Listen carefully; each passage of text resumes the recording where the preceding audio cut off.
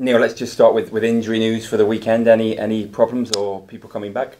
I don't think there's anyone coming back. I think we've got a few niggles. I can't really confirm one way or the other. There's a few that, you know, they did a recovery day today, the boys that played, but there's a couple there that we'll have to have a look at tomorrow. They might not even be able to join in tomorrow, and we may have to give them till Saturday to see with a couple of bits and bobs. So for now, it's all a bit up in the air, but we'll take a 19 or a 20-man squad and work it out as we go along.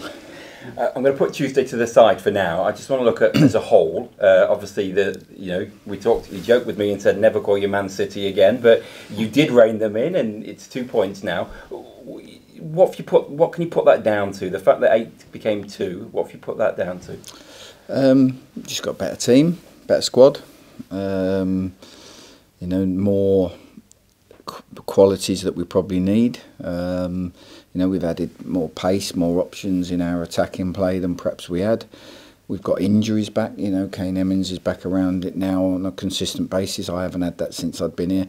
Enzio's back. I hadn't seen him since I came. So, they're 2 big additions to go with what we brought in. So if you look at the 8 new signings and them 2 coming back, that's a group of 10 people, and that then adds to the players who were fighting to get you your points in the meantime, and now they're having to push to get in the team, and all of a sudden, like you say, the starting line-up's stronger, the subs are stronger, and if you do that, you give yourself a chance. Sometimes players can sulk if they're not playing, and that can bring a bad atmosphere to a dressing room, but are you finding it's positive here and people are trying to prove their worth? Well, I don't treat people poorly, I don't treat them with disrespect, and I don't expect them to do the same. If they want to knock on my door and ask why they're not in the team, I'll tell them, and we'll have an honest conversation, and then they'll go out, and I expect them to train well and not sort of sulk and moan around the place.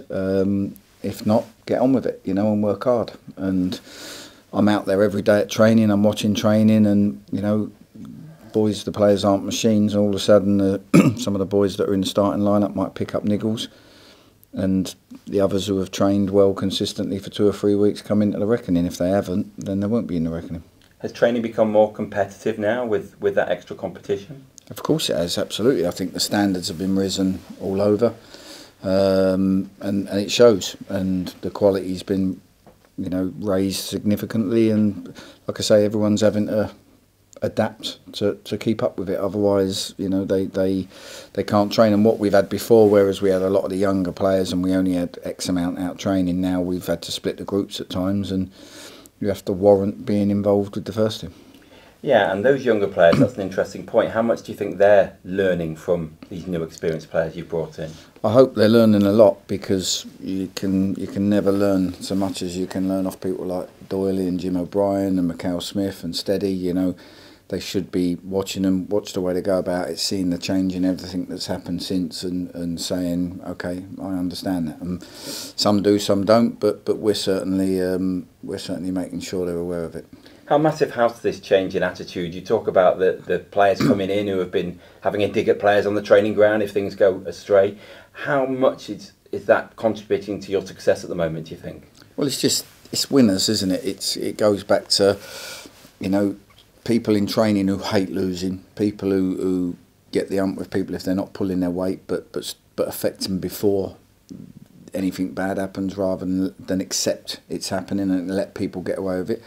And we've put them we've added a lot more of them into the squad, and because of that, no one gets away with stuff they might have got away with before. It doesn't just have to be the manager or the coach's voice in people's ears demanding, players on the pitch are doing it. It just sets a higher standard, and that doesn't guarantee results, as we saw on Tuesday, but it gives you a better chance of consistently performing well enough to get them results. Brings you nicely onto Tuesday. What do you put Tuesday down to? Just a blip, one of those things, or air of confidence, maybe overconfident, anything like that? No, it definitely wasn't overconfidence. We did a lot of work on Newport, very big, powerful team. We didn't expect them to be as big as they were. They actually brought a couple back in, and they said to us afterwards in the office that that's the biggest team that they've picked all season. And it showed. We can maybe mark 2 or 3 of them, but when the 4th, 5th and 6th are as big as your biggest, then it becomes tough, and we didn't cope with it. And even then we shot ourselves in the foot, bit of sloppiness in the first goal, people not switching on to what their roles were in the second, and the third goal could have easily been avoided. So I think we just had people whose standards have been very, very high, just had a day where their standards dipped, and add to that a team that come out and punished us for every little thing, which was, I think they had 5 good chances and scored 4 goals, or 5 reasonable chances, scored 4 goals. You know, we got punished, and you have to move on. Let's go back to Saturday, because we can't forget how fabulous that was. I think Charlie Slater described it as one of the most complete performances of the season. Now you've had a chance to watch it again and reflect. Do you put it up there with one of the best? Yeah, I think we were. I think we were the more intense team all game. The structure, the shape of the team was very, very good. We won our battles at both ends of the pitch, which is important. You know, we kept them very quiet at one, and we had a lot of movement and zip about the way we played at the other. So there was lots of positives. We've got to try and replicate that now for 13 games and make sure that we put Tuesday out the way now.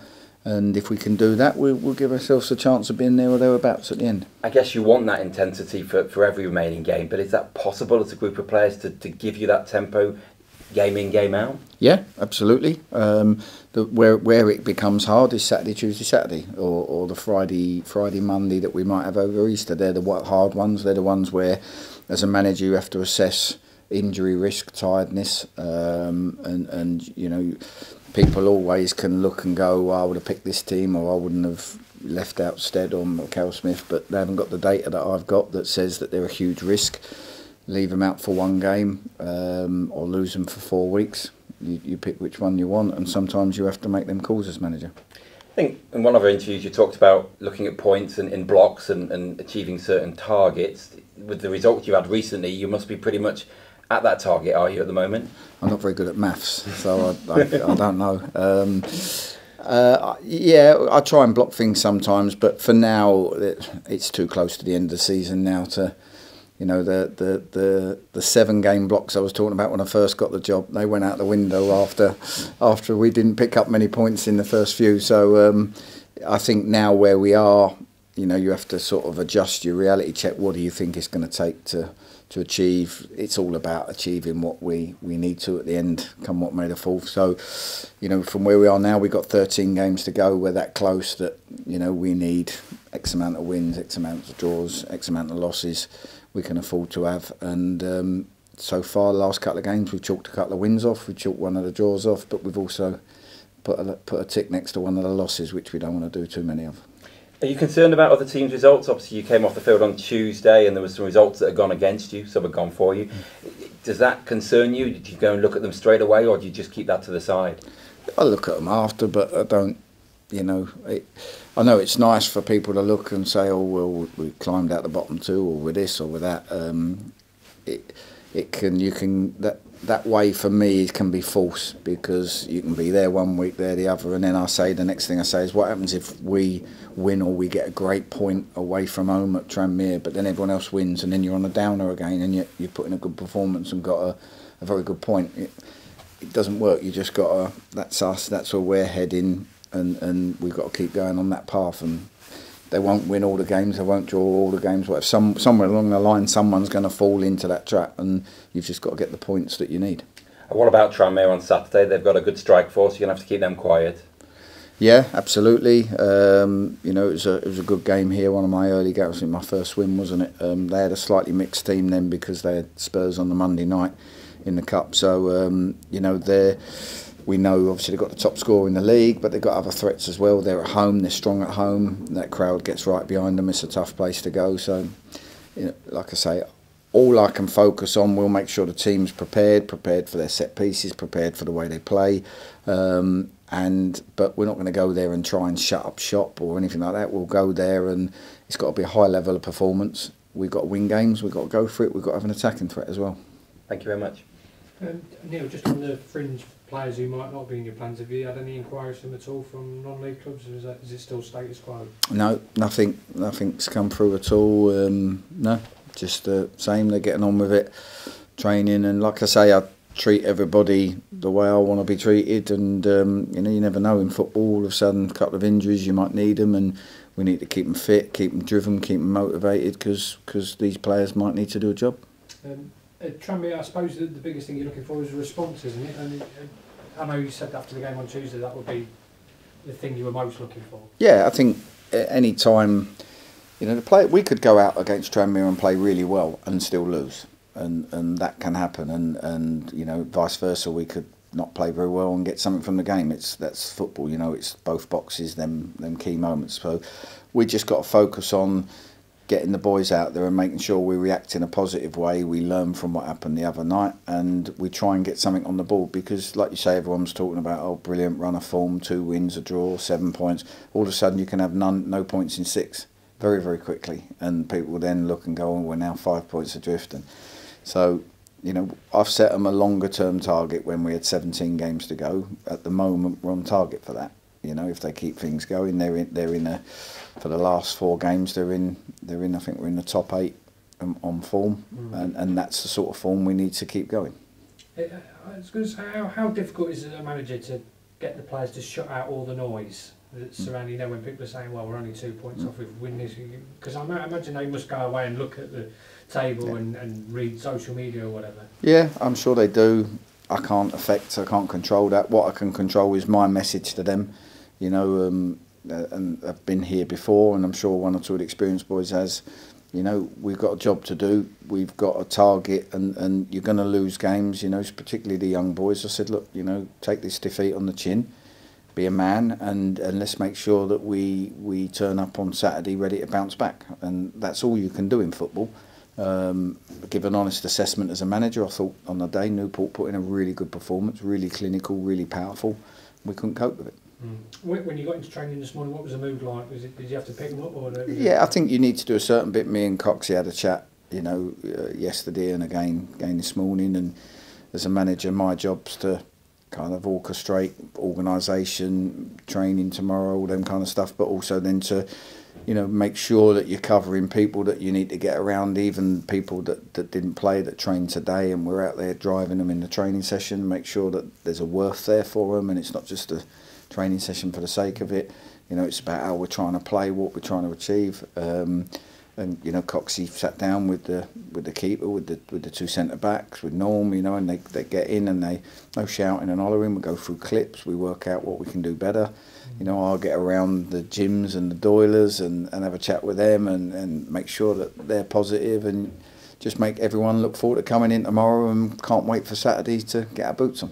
Well, with the amount of players that you brought in, have you done anything outside of the dressing room to try and get the players to all get to know each other? Well, to be honest with you, we did talk about it, and a bit of team bonding, and you look at your options. It's a difficult one, because you know, there's so many different options. You can take them out for a day at the races or the greyhounds or something like that, but then you might be accused of getting people into betting, which some people might not need. If you take the boys out and go out and have a couple of beers together, which can always be a good thing, you're bottom of the league, and that might not look good. Fans might turn around and say, oh, we're bottom of the league and we're going out partying, which isn't the case. It's a bit of team you know, team bonding. You could go-karting, but obviously go-karting's insurance-wise, there could be a risk. You know, you have somebody with whiplash from the go-kart. So there's so many different things that you could do, and we've looked into, but you're kind of wondering what the response will be and whether you'll get the desired effect from it. So it's more tricky than it first seems. Do you think it's something you would do, or do you think no, it's